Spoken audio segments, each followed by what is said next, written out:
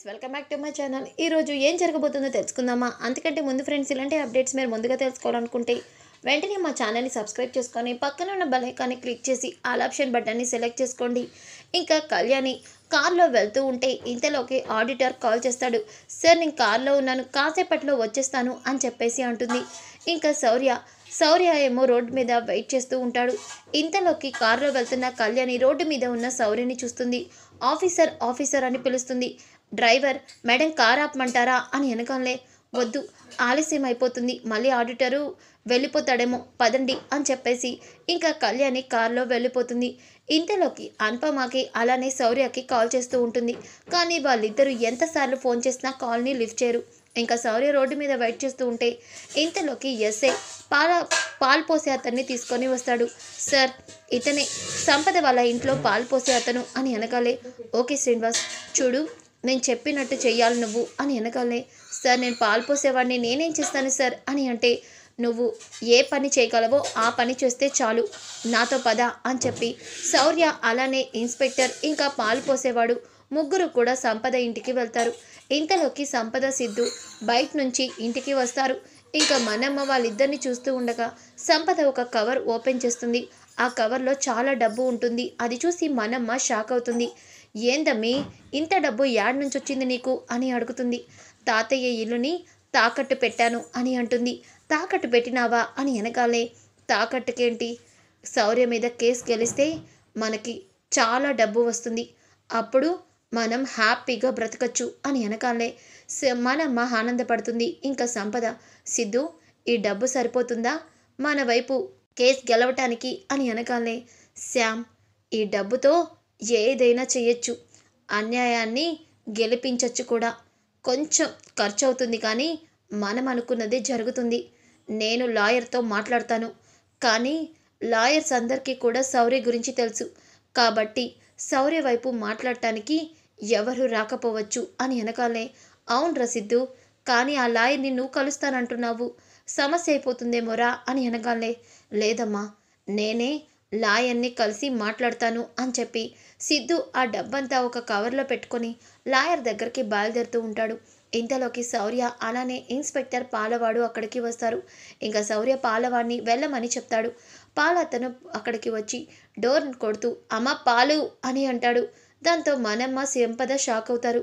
ఏందమ్మీ, ఈ టైంలో పాలవాడు వచ్చాడేంది, పాలు పొద్దున తీసుకోలేదా నువ్వు అని వెనకాలే, ఉదయం నువ్వు గుడికి పోయావు, ఆ తర్వాత నేను నిద్రపోయాను, అప్పుడు పాలు తీసుకోవాలా, అందుకే వచ్చుంటాడు అని వెనకాలే సిద్ధు చేతిలో కవర్ని పక్కన పెట్టి పాల గిన్నె తీసుకొని డోర్ దగ్గరికి వెళ్తాడు. ఇంకా పాలతను, అమ్మ తలుపు తీయండమ్మా, టైం అవుతుంది వెళ్ళాలి అని అంటూ ఉంటే శౌర్యను ఇన్స్పెక్టర్ బయట వెయిట్ చేస్తూ ఉంటారు. ఇంతలోకి సిద్ధు డోర్ దగ్గరికి వెళ్తాడు. కానీ డోర్ దగ్గరికి వెళ్ళగానే తనకి శౌర్య గుర్తుకు వస్తాడు. వెంటనే విండో దగ్గరికి వెళ్ళి విండోలోంచి బయటకి చూస్తాడు. ఇంకా బయట శౌర్య కనిపిస్తాడు. ఒక్కసారిగా సిద్ధు షాక్ అవుతాడు. ఇంకా ఇంతలోకి పాలతను డోర్ ఓపెన్ చేస్తున్నారు అన్నట్టు శౌర్య వైపు సైగ చేస్తాడు. శౌర్య వెంటనే గన్ తీసుకొని అతని దగ్గరికి వెళ్తాడు. ఇంకా సంపద డోర్ ఓపెన్ చేస్తుంది. ఓపెన్ చేయగానే శౌర్య గన్ తీసి సంపద తలపైన పెడతాడు.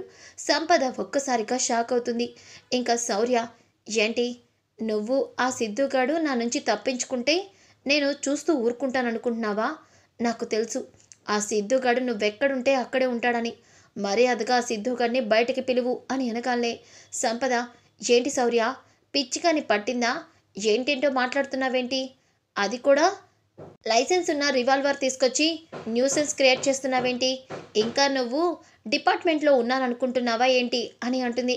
హే నోర్మి ఇవే, నీ వల్లే నాకు ఉద్యోగం పోయింది, కానీ నిన్ను వాడిని వదిలిపెట్టను అని చెప్పి శౌర్య అంటూ ఉంటే అక్కడే ఉన్న విండోలో సిద్ధు దాక్కుంటాడు. ఇంకా సంపద, శౌర్య ఇలా నువ్వు నా ఇంటికి వచ్చి నా మీద దౌర్జన్యం చేస్తున్నావని కంప్లైంట్ ఇచ్చాననుకో, అప్పుడు ఉంటుంది నీకు అని వెనకాలే, మర్యాదగా తప్పైపోయిందని నా మీద కంప్లైంట్ వాపస్ తీసుకో, అప్పుడు నువ్వేనా బ్రతికిపోతావు, కానీ వాణ్ణి మాత్రం వదిలిపెట్టను అని చెప్పి శౌర్య అంటాడు.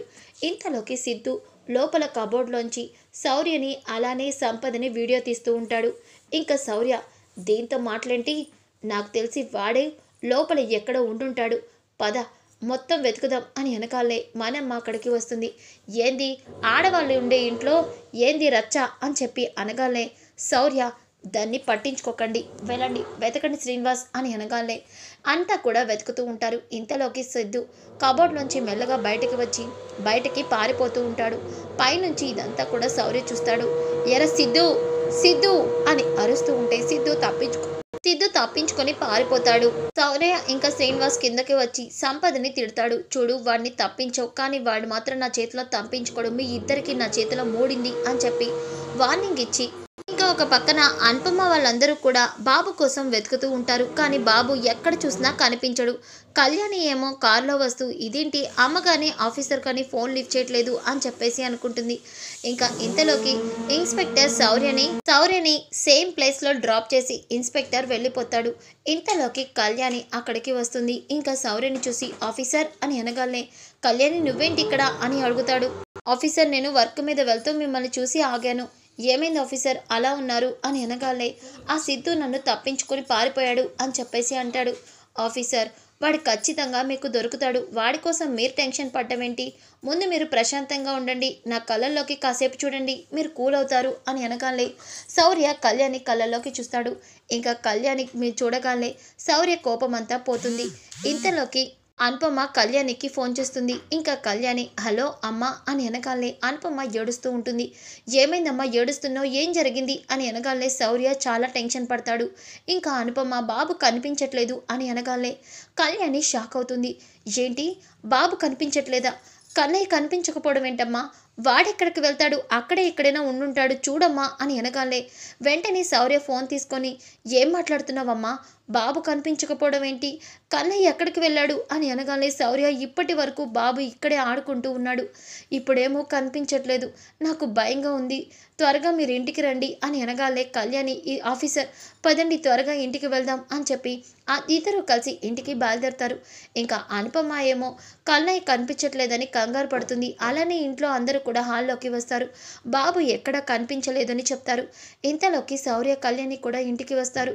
కన్నయ్య ఏడమ్మా అని అనగానే కన్నయ్య కనిపించట్లేదు అని అనగానే శౌర్య కన్నయ్య కనిపించకపోవడం ఏంటి, అసలు ఇంట్లో ఇంతమంది ఉండి బాబు కనిపించకపోవడం ఏంటి, అసలు బాబు ఎక్కడికి వెళ్ళాడు అని చెప్పి అంటాడు. ఇంకా సిద్ధు వీళ్ళిద్దరిని కూడా రోడ్డు మీద చూస్తాడు. ఇంకా ఆవేశంగా వరే శౌర్య నాకు ఇల్లు వాకిలి లేకుండా చేసావు, రోడ్డు పట్ట తిరుగుతున్నట్టు చేసావు, నన్ను ఇంత అన్యాయం చేసిన నిన్ను వదిలిపెట్టను, నిన్ను చావు దెబ్బ కొడతాను, ఈసారి నేను కొట్టే దెబ్బకి ఖచ్చితంగా గిలగిల్లాడుకుంటూ వణికిపోతావు, ఆ కళ్యాణి నిన్ను విడిచిపెట్టను అని చెప్పి సిద్ధు అంటాడు. ఇంకా సంపద అలానే కళ్యాణి శౌర్య ఇద్దరు కూడా బాబు కనిపించకపోవడంతో కంగారు పడుతూ ఉంటారు. సో ఫ్రెండ్స్ ఎపిసోడ్ అయితే ఇలా ముగుస్తుంది. కమింగ్ ఎపిసోడ్ చాలా ఇంట్రెస్టింగ్గా ఉంటుంది. డోంట్ మిస్ ఈ వీడియో నచ్చితే లైక్ చేయండి, షేర్ చేయండి. Thanks for watching.